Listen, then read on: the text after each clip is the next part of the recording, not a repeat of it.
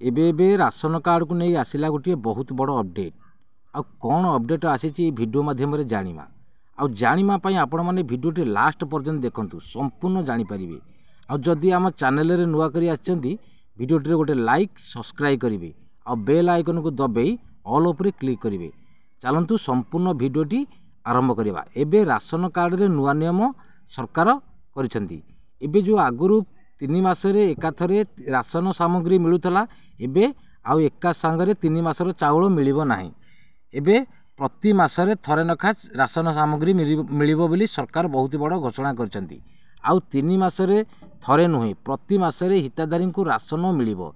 एने जोगाण मंत्री कृष्णचंद्र पात्र कहते बहुत बड़ सूचना। तेबे नुआ वर्षरु एई नियम लागू हेबो बोली पूर्वरु एका सांगरे 3 मासर राशन डीलर पाखरे मजबूत रहुतिला। यार अपव्यवहार करा जाउतिला। एही परि कि हिताधारी को असुविधा सम्मुखीन हेउतिले।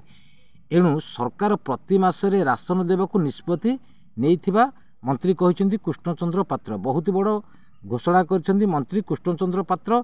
एबे नुआ वर्षरु नुआ नियम राशन कार्ड धारी प्रति मासरे राशन सामग्री मिलिबो बोली बहुत बड़ घोषणा करिसेंती मंत्री कृष्णचंद्र पात्र। कहिसेंती दीर्घ दिन धरी हिताधारी को मासिकिया राशन पाइबाकू चाहुतिले।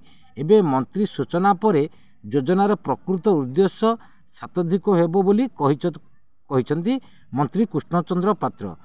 एबे एई नुआ वर्षरु नुआ नियम राशन कार्ड धारी प्रति मासरे मिलवाकू जाउची। आउ 3 मासरे एका बेले मिलिबो नाही बोली मंत्री कृष्णचंद्र पात्र बहुत बड़ घोषणा करिसेंती। आ जदि वीडियोटी भल लागि थाए गोटे लाइक सब्सक्राइब करिवे। रहिली नमस्कार। जय जगन्नाथ।